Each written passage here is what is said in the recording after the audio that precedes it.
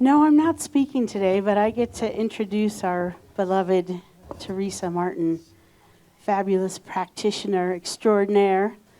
Um, I haven't known Theresa as long as a lot of you've known her, but this is what I have come up with. If you ever want to know about the basics of science of mind and how it works, you must sit with this woman and talk to her. Because you'll notice an extraordinary journey that she's been on, and how this teaching has brought her to who she is and where she is today. I feel very grateful to have the practitioner core that we have here. And what I noticed right away with Theresa was she's someone that I could just look at to remember who I am as a practitioner. Because that's how she lives her life. So I want you to really lean in today to what Theresa has to teach us. For what Theresa wants to remind us of about this teaching today.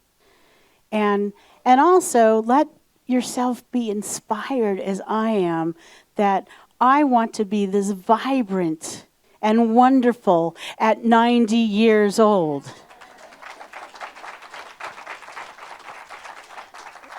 So just one other thing, Theresa, these flowers, and there's a gift here from the community for you. We've got cake and champagne in the other room for after service. So all of you in the room, please stay with this. Come on up, Theresa. Wow, what an introduction. Oh my goodness, how can I keep track of all of that? That was wonderful. Thank you, Mandy. That was very soulful music. It went right to my soul. And Selena's birthday greeting. It's funny how John O'Donoghue, who speaks to my heart, just speaks to my heart. The funny thing about John O'Donoghue, I never read him when I was in Ireland. I hadn't come across him. And when I came to America, people were talking about this Irish book, an Irish author, Irish poet. And I thought, oh, I better look at this. And then when I read it, I thought, that's how I am. That's how I speak. That's how I feel. He's saying exactly how I was feeling. So that was such a lovely thing to feel. So I'm going to begin with a piece called The Celtic World of Resonance. And this is by John O'Donoghue. Now, I'm going to interject in different ways how I'm going to say this piece and how I'm going to interpret what I was thinking. What was I thinking in the first place, anyway? This is about the Celtic World of Resonance by John O'Donoghue. I often think that the inner world is like a landscape. The silence of the landscape reveals vast presence. The shape of the landscape is an ancient form of consciousness. Mountains are huge contemplatives. Rivers and streams offer voice. They are the tears of the earth's joy and despair. Oh, that touches me deeply. The earth is full of soul, and it speaks the soul's care for the universe. This, all it is one divine, universally living being, encircling all living beings within it. In the Celtic world, wells were sacred places and were seen as the threshold of the deeper, dark, unknown, subterranean world of light and form. I remember the times when people would go to the wells and circle them and walk around them and throw their coins in and have their intentions sent in and dreamed of. So these, you can see how the wells were sacred. It was thought that they had a different kind of healing. When a well awakens a mind, A new possibility begins to flow. But we sometimes have a barrier to our readiness. Our lack of readiness is often by fear, and maybe a lack of self-appreciation. And when we are ready, we will be blessed. And at that moment, the door of this heart, this is the piece I like, the door of the heart becomes the gate of heaven. I thought that was lovely. So today I'm going to speak about what this philosophy does and how it does it. We're in the third week of it. So the third week says what it does. So this is by Ernest Holmes, and I'm going to tell you what he says, what it does. It works through love, law, and principle. We are immersed in an infinite intelligence. That infinite intelligence is an invisible, infinite intelligence. And it's a mind that knows all things. And it contains all knowledge and wisdom. But before it can reveal its secrets, it must have an outlet. So what do you think the outlet is? Us. We are the outlet. It is our minds that are the outlet for this spiritual aspect that has to come through. The universal mind has to come through us. And we must draw on all this intelligence, wisdom, and creativity through the channel of our minds. It works as a principle of law where none are excluded. Nobody. The divine is impartial. The intelligence through which we perceive is a spiritual presence. An infinite mind in the universe, and that constitutes our receptivity of it and decides its flow through us. And its nature is to give us what we are able to take. Now, we can't take everything, but what our own presence can believe and take, because you know how we know the phrase, it is done unto you as you believe, so whatever you believe will come to you. So, again, from Ernest Holmes, I'm following on from Ernest Holmes' teaching for this particular week. It's the week of the third week of our Back to Basics. Mental work is definite. Each state of thought taps the same principle. It uses the same law and is inspired by the same spirit. But each draws forth a different output. Multiplicity from unity, that's what that is. We are surrounded by infinite possibilities. It is goodness, life, law, reason, and it is expressing itself through us. It becomes more fully conscious of its own being through us. Therefore, it wishes to express itself through us. And it passes into our being, and it automatically becomes the law of our life. It passes into expression through our consciousness only as we allow it consciously to do so. So if we have not the feeling of allowing it in, it doesn't come. So therefore, we should have faith in it and its ability to do for us anything that we should ever need. The more power one gives to his thought, the more power it will have. As thought has energy, and we tap into that creative energy, the supply is the avenue through which it can work.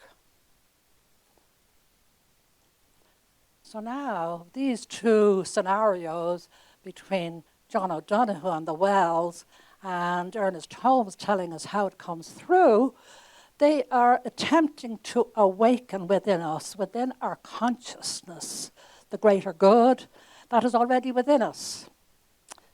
But we have a tendency to get stuck. So, how do we get unstuck? How do we unstick ourselves? But we need to keep it in our mind what we wish to achieve.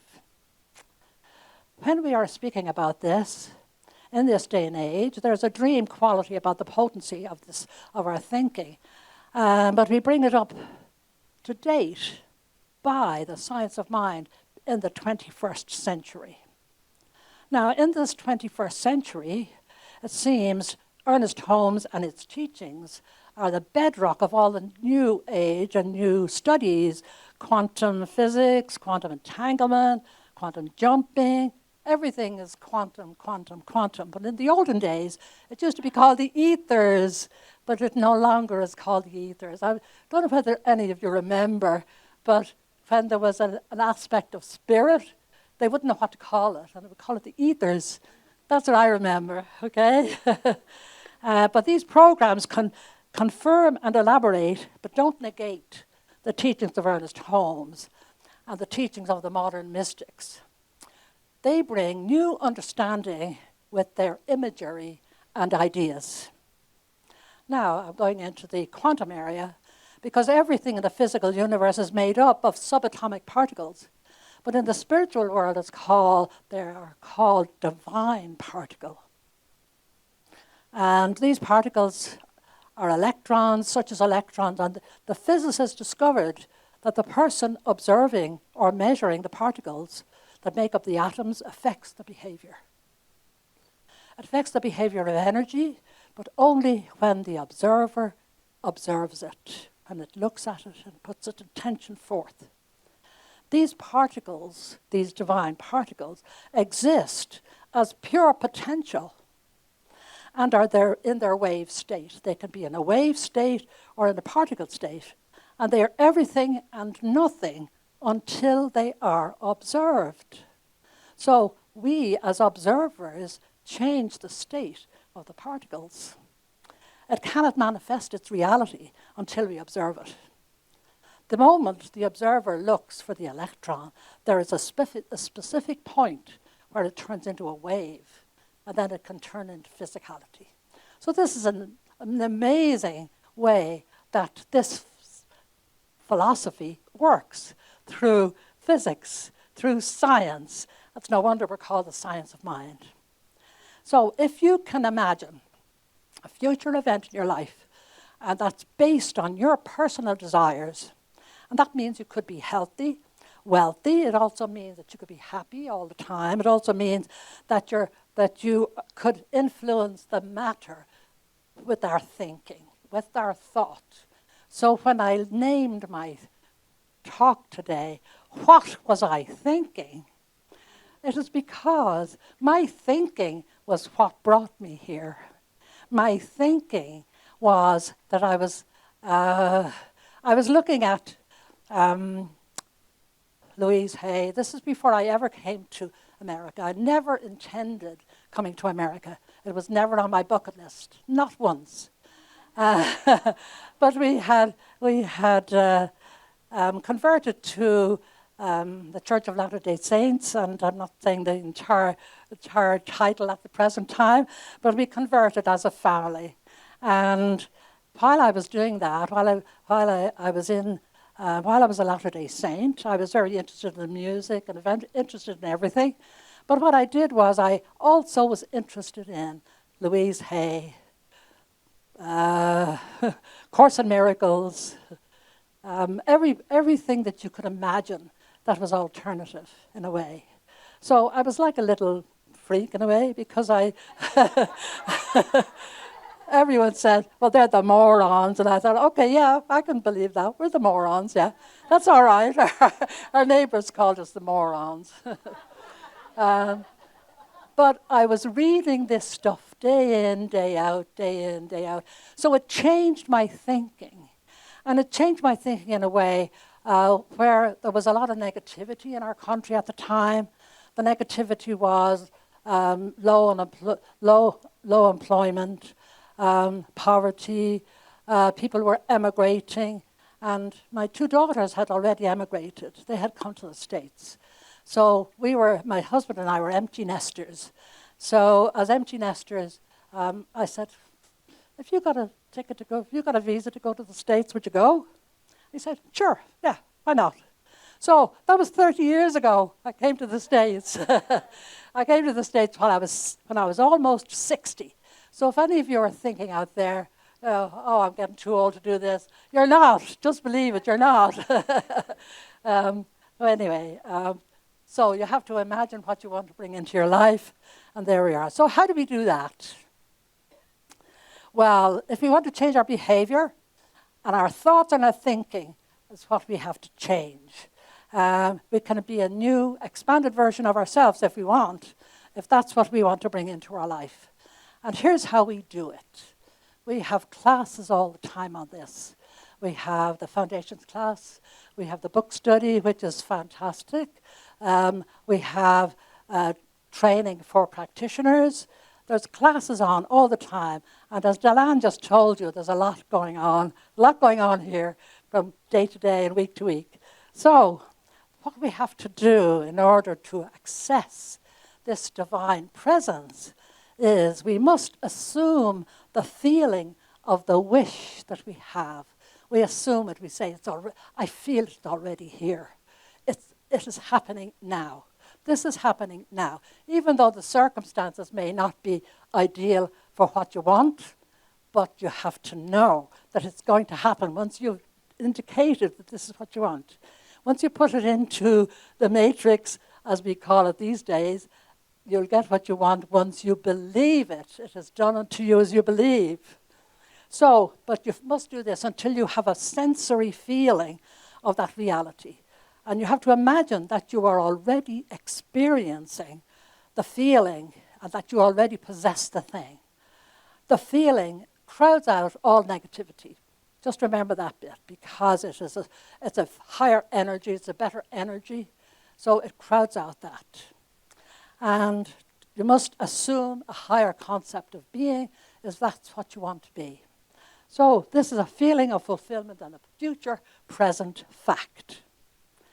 So knowing all of that, feeling and thought, there was a test done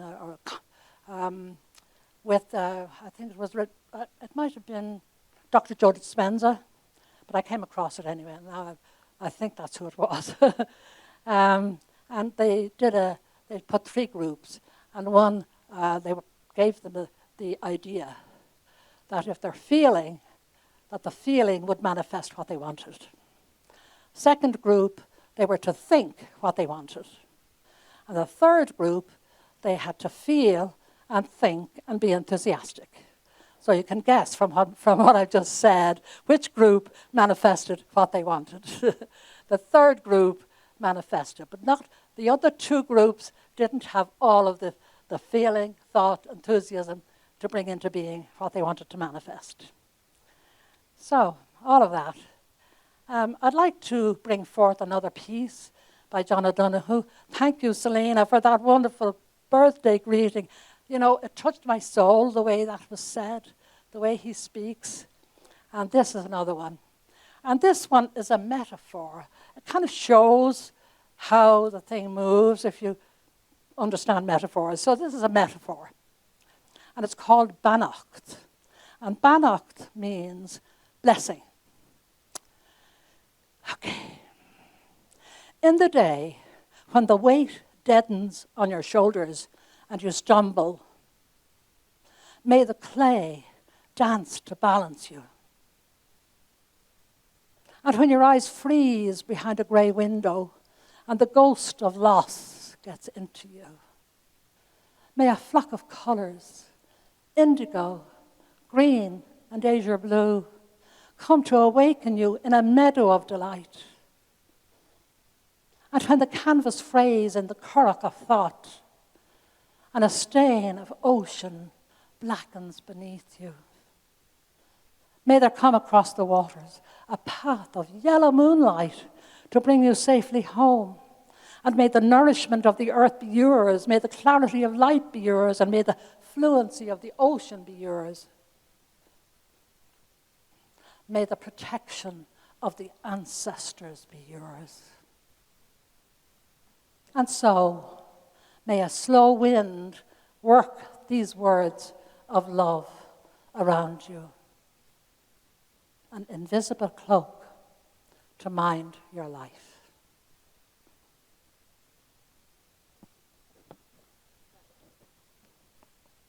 Let us pray.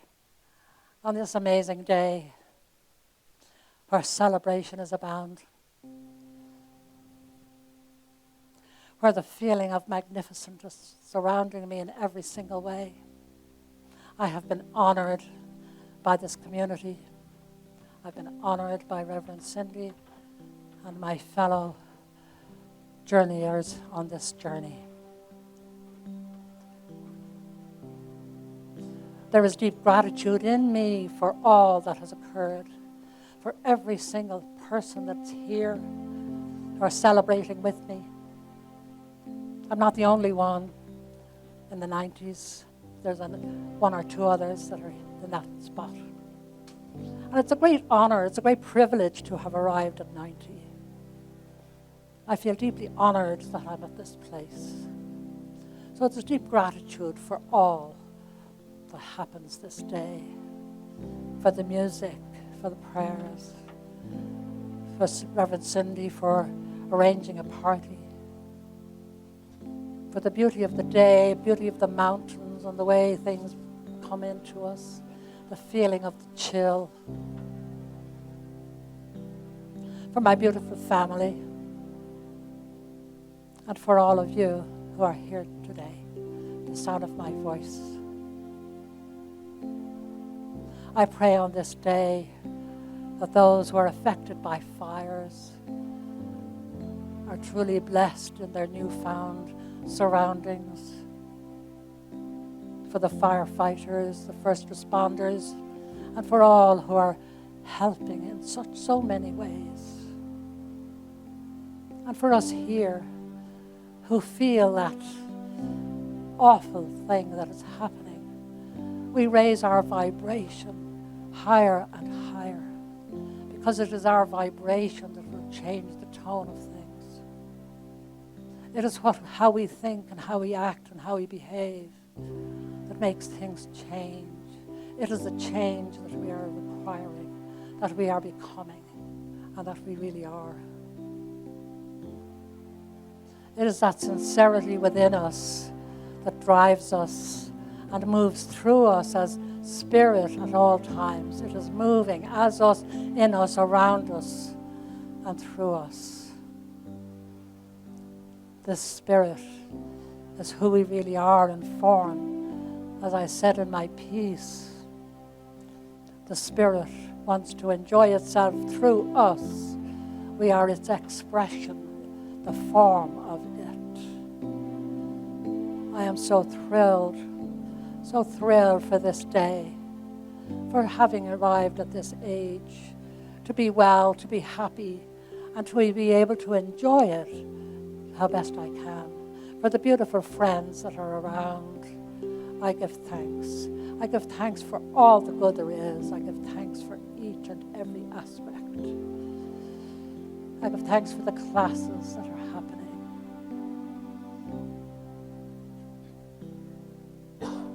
And for those of you who are online, I bless you. I bless you on this day, knowing that you are there, that you are listening. I bless those who are not able to be here and are in other vacation situations. I bless them too, that they have a safe home, that they are safely home. I bless everyone sitting in a seat right now, that you have a blessing.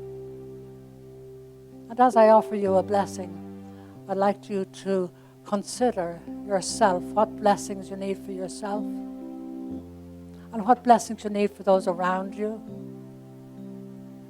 You could say your name out loud, or say it in a whisper. But if you want to include others in our prayers today, just say that name. And that name is included in these blessings and these prayers, because we are truly blessed. We are a loving community here in Salt Lake City, and we bless each and every one. So knowing that we are truly blessed and feel it in our senses, we have a sensory feeling of the blessing. Know it in your heart,